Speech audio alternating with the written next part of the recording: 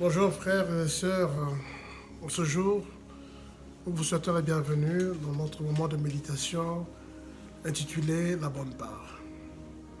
Et ce jour, nous allons parler d'un thème qui est très simple. Dieu cherche une personne qui intercède. Et notre histoire se basera sur ce qui s'est passé avec Abraham dans le livre de Genèse, chapitre 18, au verset 16. Abraham qui intercède pour son neveu Lot. Genèse 18, à partir du verset 16, la Bible dit « Les hommes se levèrent pour partir et se retournèrent du côté de Sodome. Abraham marchait avec eux pour les reconduire.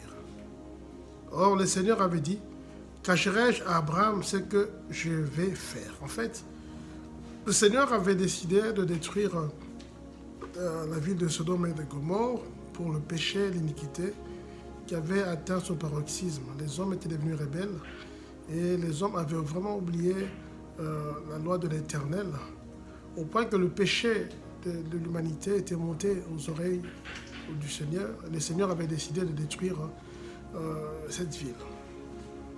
Mais Abraham, qui avait son neveu Lot, n'oubliez pas que Lot, lorsqu'il s'est séparé d'Abraham, Lot avait préféré aller s'installer à Sodome parce que la ville était verdoyante, elle était très belle.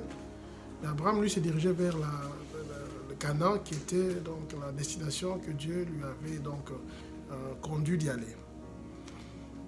Et si le Seigneur envoie ses anges auprès d'Abraham et il dit qu'il ne peut pas cacher Abraham ce qu'il avait entrepris de faire, c'est-à-dire détruire cette ville.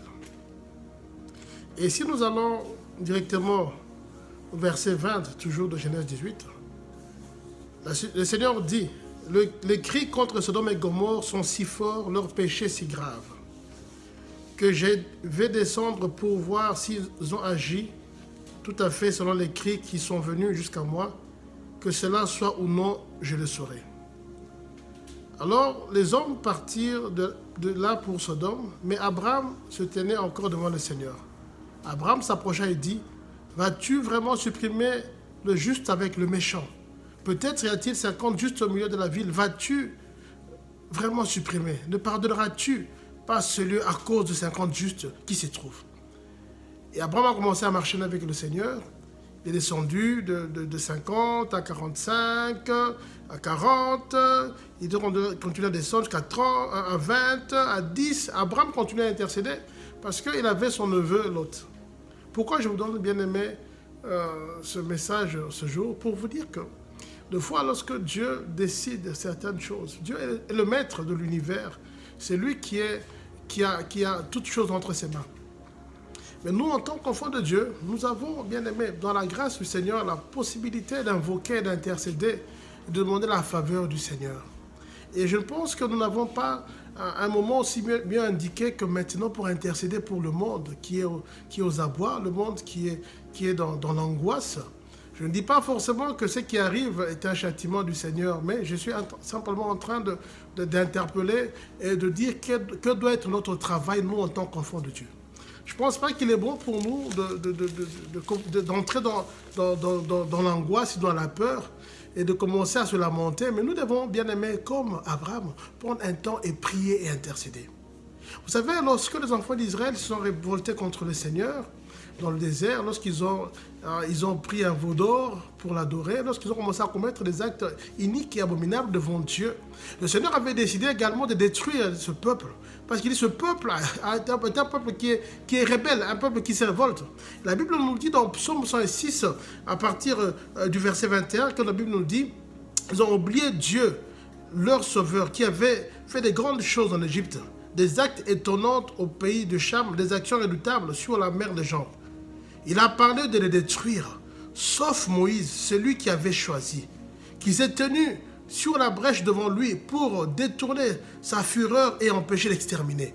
Oui, Moïse a également intercédé pour que le Seigneur ne puisse pas détruire ce peuple. Bien-aimé, nous avons en tant qu'enfants de Dieu, bien-aimé, la faveur de pouvoir invoquer la grâce du Seigneur pour que le Seigneur ne puisse pas, s'il avait pris une résolution, bien-aimé, de pouvoir de ne pas aller jusqu'au bout. On peut invoquer la faveur du Seigneur. On peut invoquer la grâce. Et je pense que pendant le temps où le monde est dans cette situation difficile, regardez autour de nous comment on a banalisé le péché, comment les gens n'ont plus la crainte du Seigneur, comment les gens ont mis de côté, bien aimé, la parole du Seigneur, comment le péché est en train d'atteindre, bien aimé, des niveaux très élevés. Regardez tout ce qui se passe dans ce monde.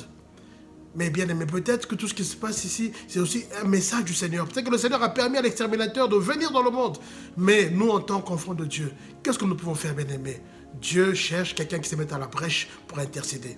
C'est pour cela que je demande à tous les frères, toutes les sœurs, enfants de Dieu, quelle que soit votre origine, bien-aimée, sociale, culturelle, nationale, quelle que soit votre couleur, partout où vous vous trouvez, mettez-vous à la brèche, intercédez.